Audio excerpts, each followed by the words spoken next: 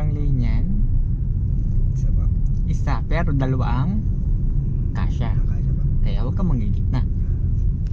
So kung ikay sa right, keep right ka na lang. Kasi yung mga overtake, dyan sila po overtake. Magagalit sila kung ikay nanggigitna. Kaya huwag kang manggigitna, yung tulad ng red na yan. Yes.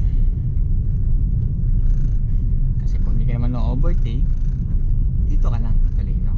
Pwede ka naman doon kung saan mo gusto. Kasi one way naman to. Pero one way ka siyang dalawang sasakyan.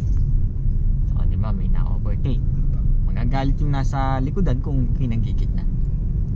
Hindi sila makaka-overtake. No right turn. So ibig sabihin dyan nang gagali yung mga sasakyan.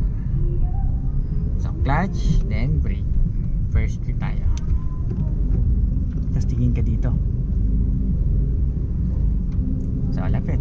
Pwede mong gamitin dyan yung biting point. Tingin ka din dyan sa left. Left at right ang tingin. Unti-unti. Hindi nagmamadali. Forward.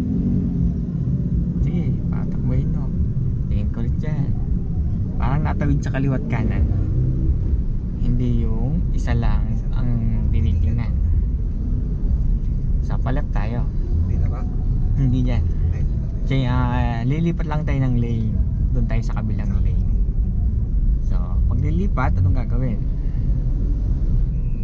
Signal ka ng left. Signal lang left.